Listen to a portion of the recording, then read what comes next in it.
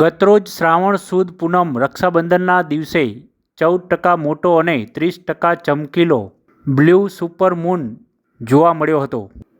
ગત 19 ઓગસ્ટના રોજ આકાશમાં સુપર બ્લુ મૂન જોવા મળ્યો હતો. આ દરમિયાન ચંદ્રની પૃથ્વીની 90% નજીક આવે છે અને ચંદ્ર 30% વધુ પ્રકાશિત અને 14% મોટો દેખાય છે. ખગોળશાસ્ત્રમાં રસ ધરાવનારાઓ માટે ગતરોજ આકાશમાં સુપર બ્લુ મૂન દેખાયો હતો. ખાસ વાત એ છે કે સુપર બ્લુ મૂન ગત 18 ઓગસ્ટ ઘણા દેશોમાં જોવા મળ્યો હતો, ત્યારે ભારતમાં 19મી ઓગસ્ટથી રાત્રિથી 20મી ઓગસ્ટના સૂર્યોદય પહેલાં સુધી જોવા મળ્યો હતો. આ સુપર મૂન બ્લુ સામાન્ય કરતાં 30% વધુ પ્રકાશિત દેખાયો હતો અને તે દરમિયાન ચંદ્ર પૃથ્વીની 90% નજીક હોવાનું જોવા મળ્યું હતું અને 14% ચંદ્ર મોટો દેખાયો હતો.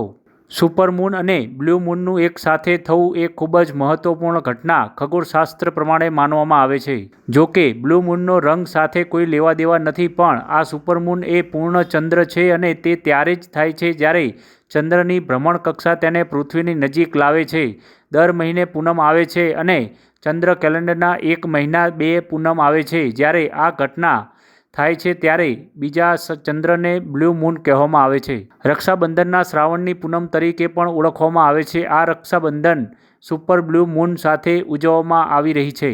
ગત રાત્રિના 11:12 થી લઈને વહેલી સવાર સુધી ભારતમાં સુપરમૂન જોવા મળ્યો હતો.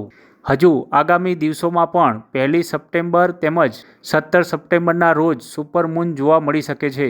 આ વર્ષનો છેલ્લો સુપરમૂન 15 નવેમ્બરમાં દેખાશે તેવું ખગોળીય ઘટના મુજબ જાણવા મળી રહ્યું છે.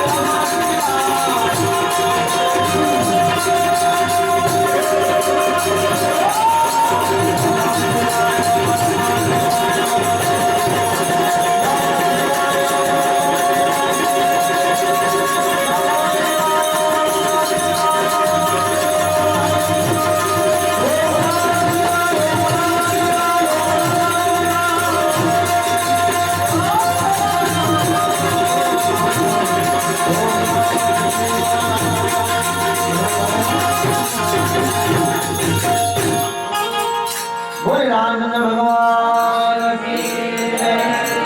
द्वारिकाधीश श्री रामदेव महाराज की रत्नागिरी महाराज की कुलदेवी मात की जय।